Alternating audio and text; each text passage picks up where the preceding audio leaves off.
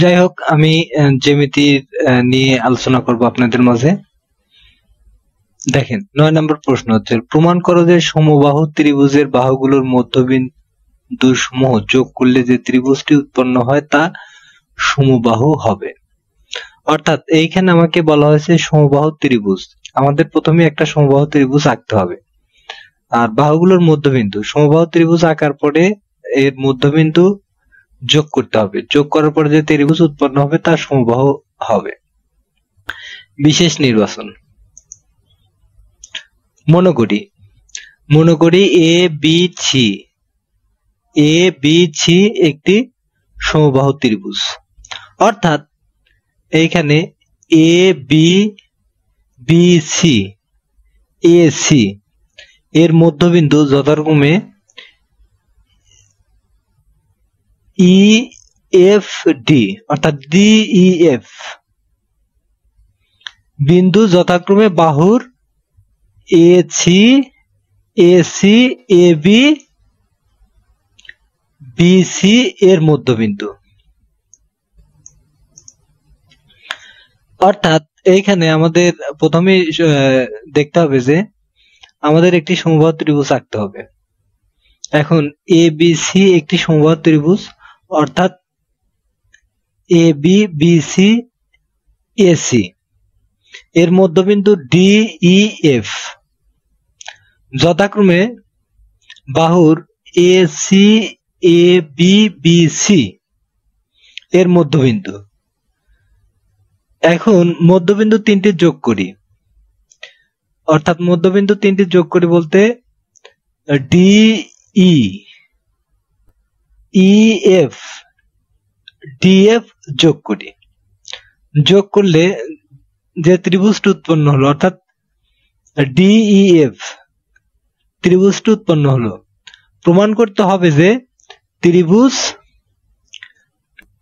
আর সমবাহু ত্রিভুজের বাহুগুলোর মধ্যবিন্দু যোগ করলে যে ত্রিভুজ উৎপন্ন হয় তা সমবাহু হবে।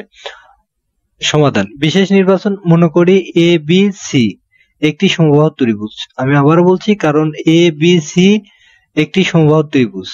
এ বি সি এর মধ্যবিন্দু যথাক্রমে ডি ই এফ। এই মধ্যবিন্দু তিনটি যোগ করি, অর্থাৎ যোগ করলে পরে আমাদের ডি ই এফ এবং এফ ডি যোগ করতে হবে। যোগ করার পরে যে ত্রিভুজ উৎপন্ন হলো, মানে ডিইএফ। এখন প্রমাণ করতে হবে যে ডিইএফ একটি সমবাহু ত্রিভুজ। প্রমাণ। ত্রিভুজ বি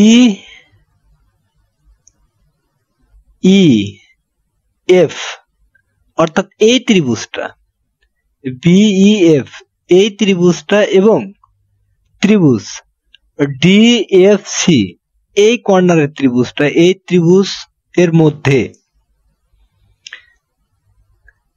বিই এবং সিডি সমান। কি জন্য বলবো যে আমাদের সমবাহু ত্রিভুজের তিনটি বাহু পরস্পর সমান? এই জন্য আমরা, যেহেতু তিনটি বাহু পরস্পর সমান, এ বি সি পরস্পর সমান, সো এ বি এবং বি সি এর মধ্যবিন্দু ডিইএফ যেহেতু, তাহলে আমাদের BE is equal to CD এবং BF is equal to CF, কারণ বিএফ এর মধ্যবিন্দু হচ্ছে হলো কিন্তু এফ। তাহলে BF is equal to CF, কারণ যেহেতু এই সমবাহু ত্রিভুজের মধ্যবিন্দু এফ। দেখুন, এখন অন্তর্ভুক্ত কোণ বি, অর্থাৎ কোণ ইবিএফ ইজ ইকুয়াল টু অন্তর্ভুক্ত কোণ ডিসিএফ। সমবাহু ত্রিভুজের প্রত্যেকটি কোণ সমান, তাহলে আমরা এখান থেকে আরেকটা বিষয় স্পষ্টভাবে ক্লিয়ার হলাম, সমবাহু ত্রিভুজ কাকে বলে। এটা যদি কোশ্চেন করা হয় তাহলে আমরা অবশ্যই বলতে পারবো যে ত্রিভুজের তিনটি বাহু পরস্পর সমান এবং তিনটি কোণ পরস্পর সমান। বিষয়টা বুঝেন যে তিনটি কোণ এবং তিনটি বাহু পরস্পর সমান, তিনটি বাহু পরস্পর সমান এবং তিনটি কোণও পরস্পর সমান। তাহলে ত্রিভুজদ্বয় সর্বসম, অর্থাৎ BEF সর্বসমূহ, এই সর্বসমূহ ত্রিভুজ DFC। অতএব এইখানে এই DF is equal to EF। অনুরূপভাবে ত্রিভুজ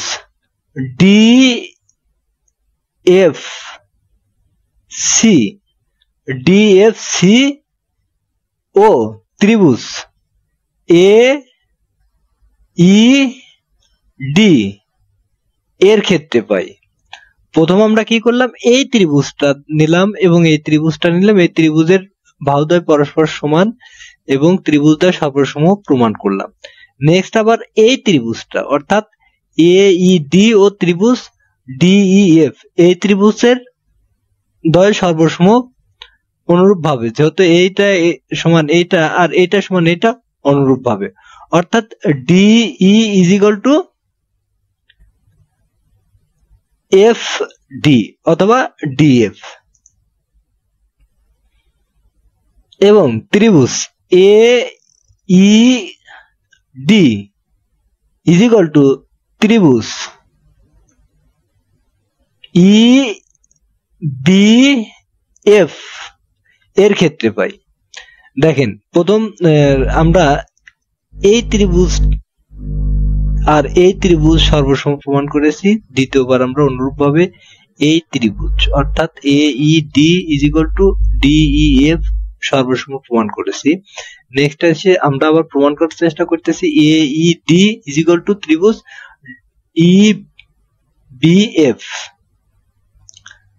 যেহেতু এই ত্রিভুজ আর এই ত্রিভুজ সমান, সো আমরা আগের মতোই বলতে পারি অনুরূপ ভাবে এই ত্রিভুজ পরস্পর সমান। অর্থাৎ যদি সমান হয় ত্রিভুজের দুটি কোণ পরস্পর, তিনটি কোণ এবং তিনটি বাহু পরস্পর সমান, তাহলে যদি সমান হয় তাহলে আমরা কি পাবো, এই DE is equal to EF। তাহলে আমাদের দেখেন এই জায়গায় এসে দেখেন প্রথম আমরা কি পেলাম, BF is equal to CF। নেক্সটে আসে আমরা পেলাম কি EF is equal to DF, অর্থাৎ এই বাহুর সমান এই বাহু পেলাম। আর নেক্সট এসে আবার পেলাম কি DE is equal to EF। তাহলে আমাদের অবশ্যই এইটা আমরা যদি তিনটা সমীকরণ ধরি, তাহলে দেখেন আমাদের ED, EF এবং FD পরস্পর সমান। তাহলে DEF সমবাহু ত্রিভুজ প্রমাণিত হলো।